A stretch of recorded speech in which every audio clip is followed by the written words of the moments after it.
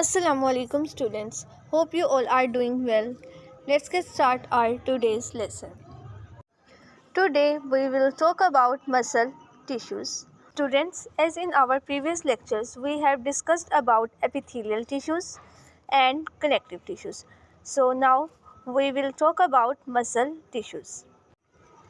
Muscle tissues. The word muscle basically means movement. So these are the tissues that are involved in the movement of body parts. As we have already discussed that cells of similar structures aggregate and perform common function and in this way they form tissues. जैसा हम अपने lectures में discuss कर चुके हैं कि जब एक जैसे cells इकट्ठे होंगे common function perform करेंगे तो हम उन cells को क्या कहेंगे? Tissues. So students, the cells that are involved in the formation of muscle tissues are elongated cells, and when bundles of elongated cells combine together, then they form muscle fibers. The cells that are involved in the formation of muscle tissues have ability to contract. Muscle tissues के अंदर जो sales होते हैं उनके अंदर ये ability होती है कि वो कॉन्ट्रैक्ट और रिलैक्स हो सके. इसी वजह से जो मसल्स हैं वो मूव करते हैं, यानी कॉन्ट्रैक्शन और रिलैक्सेशन की मूवमेंट शो करते हैं और हमारे जो बॉडी पार्ट्स हैं वो मूव कर सकते हैं. Student, this is the diagram of muscle fibre. This is a muscle fibre and it is made up of bundles of elongated cells. As you can see that if we observe a single cell, then this cell is elongated in structure. आप जो diagram देख रहे हैं वो muscle fibre की है. ये जो पूरा एक स्ट्रक्चर है ये एक मसल फाइबर है, मीन्स थ्रेड लाइक स्ट्रक्चर है. इस थ्रेड लाइक स्ट्रक्चर्स के अंदर आप देख सकते हैं कि इलोंगेटेड सेल्स के बहुत सारे बंडल्स प्रेजेंट हैं, इसलिए हम इसको क्या कहेंगे? Muscle fibre. जैसे हमने डिस्कस किया कि जब bundles of elongated cells combine together then they form muscle fibre. Let's discuss about the types of muscle tissues. Basically there are 3 types of muscle tissues: skeletal muscles, smooth muscles and cardiac muscles.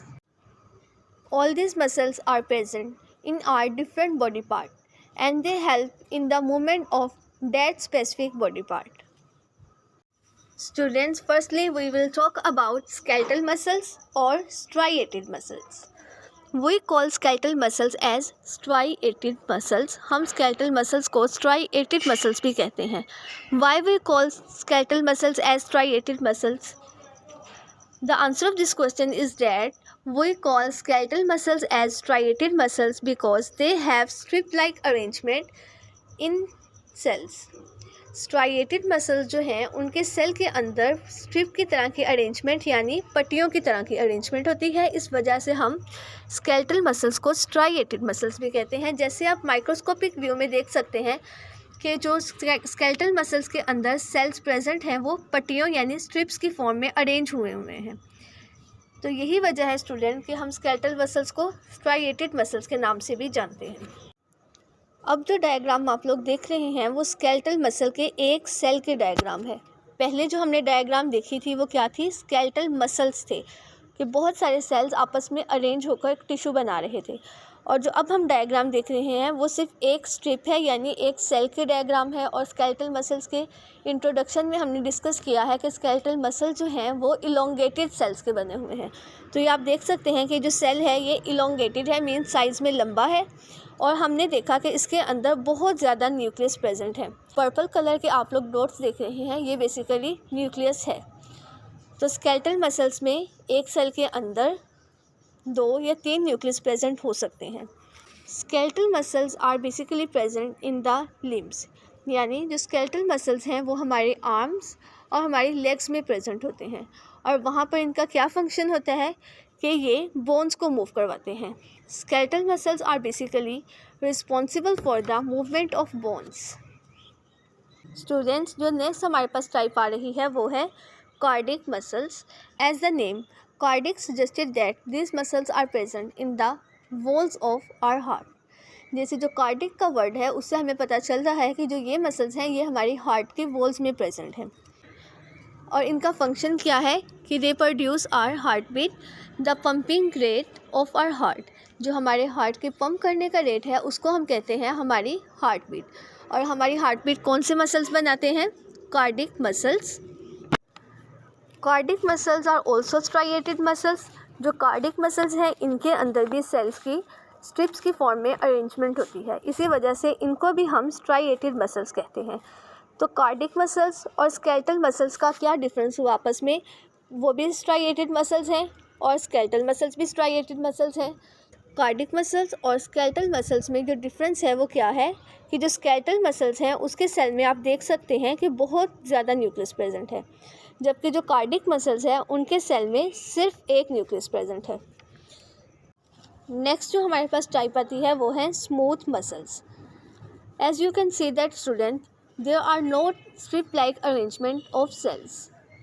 Smooth muscles के अंदर आप देख सकते हैं कि sales की strips की form में अरेंजमेंट नहीं है, यानी सेल्स जो हैं वो पट्टियों की फॉर्म में अरेंज नहीं हुए हुए जैसे हमने स्केलेटल और कार्डिक मसल्स के केस में देखा था। So we call them as non striated muscles. तो हम स्मूथ मसल्स को क्या कहते हैं? नॉन स्ट्राइएटेड, क्योंकि इनके अंदर स्ट्रिप्स की तरह की सेल्स की अरेंजमेंट मौजूद नहीं है।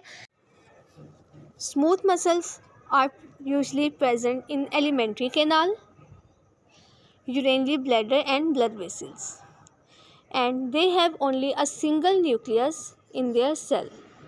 स्मूथ मसल्स कहाँ प्रेजेंट होते हैं? हमारे एलिमेंट्री कैनाल यानी जो हमारा डाइजेस्टिव सिस्टम है वहाँ, यूरिनरी ब्लैडर और हमारी ब्लड वेसल्स में प्रेजेंट होते हैं, क्योंकि हम जानते हैं जो हमारी ब्लड वेसल्स हैं वो फ्लेक्सिबल टेक्सचर की हैं। इस वजह से वहाँ पर स्मूथ मसल्स प्रेजेंट होते हैं जो उनको एक फ्लेक्सिबिलिटी प्रोवाइड करते हैं। स्मूथ मसल्स का बेसिकली फंक्शन क्या है? They are responsible for the movement of substances.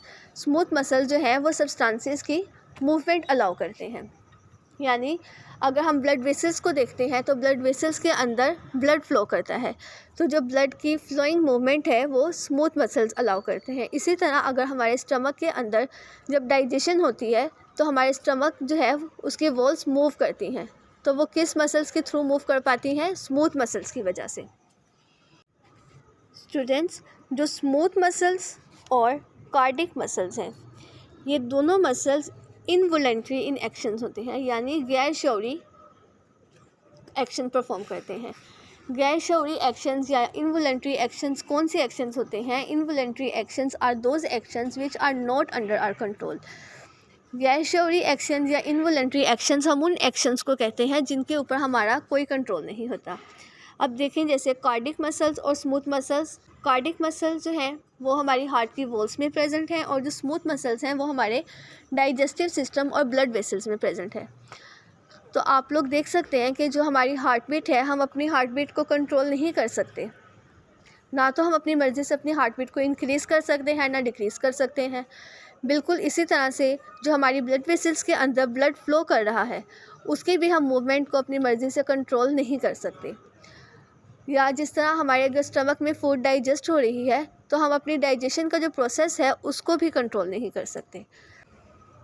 तो हम कह सकते हैं कि जो कार्डिक मसल्स और स्मूथ मसल्स हैं ये दोनों मसल्स गैर शौरी अफ़ाल सरअंजाम देते हैं, यानी इनवॉलेंट्री एक्शंस परफॉर्म करते हैं। हमने ये तो देख लिया कि जो कार्डिक मसल्स और स्मूथ मसल्स हैं वो इनवॉलेंट्री इन एक्शंस होते हैं, यानी गैर शौरी अफ़ाल सरअंजाम देते हैं। लेकिन स्केलेटल मसल्स कौन से अफ़ाल सरअंजाम देते हैं? अब देखें, स्केलेटल मसल्स हमारे कहाँ प्रेजेंट है? हमारी लिम्स में प्रेजेंट है, यानी हमारे आर्म्स और हमारी लेग्स में प्रेजेंट है। तो अपने आर्म्स और अपनी जो लेग्स की मूवमेंट है उसको हम अपनी मर्ज़ी से कंट्रोल कर सकते हैं, जिस तरफ चाहे मूव कर सकते हैं, जितनी स्पीड से चाहे मूव कर सकते हैं। तो जो हमारी लेग्स और हमारे आर्म है इनके ऊपर हमारा कंट्रोल होता है। तो जो इस तरह के एक्शंस होते हैं जिनके ऊपर हमारा कंट्रोल होता है उन एक्शंस को हम कहते हैं वॉलंटरी एक्शंस, यानी वो एक्शन जो हमारे कंट्रोल में हो, the actions that are under our control. तो आपने देखा कि जो कार्डिक मसल्स और स्मूथ मसल्स हैं दोनों इनवॉलंटरी एक्शंस यानी गैर शौरी अफ़ाल सरअंजाम देते हैं, जबकि जो स्केलेटल मसल्स हैं वो वॉलंटरी एक्शन यानी शौरी अफ़ाल सरअंजाम देते हैं। And is the reason we can blink, smile, run, jump, and stand upright. It's even responsible for the heart's dependable thump. First, what exactly is the muscular system? It's made up of three main muscle types: skeletal muscle, which attaches via tendons to our bones; cardiac muscle, which is only found in the heart; and smooth muscle, which lines the blood vessels and certain organs like the intestine and uterus. All three types are made up of muscle cells, also known as fibers, bundled tightly together. These bundles receive signals from the nervous system that contract the fibers, which in turn generates force and motion. This produces almost all the movements we make. तो student, इस topic में से हमारे पास कौन कौन से question है? The first question is define muscle tissues. इस क्वेश्चन का आंसर हम यहाँ से लेकर यहाँ तक करेंगे। और next question is what are the types of muscle tissues. तो जो हमने 3 टाइप्स डिस्कस की है, स्केलेटल मसल्स, कार्डिक मसल्स और smooth muscles. The next question is what do you know about smooth muscles. तो स्टूडेंट, इस क्वेश्चन के answer में आप लोग स्मूथ मसल्स का पूरा पॉइंट लिखेंगे और साथ आप इसकी डायग्राम बनाएंगे। The question number 4 is what are the skeletal muscles and cardiac muscles.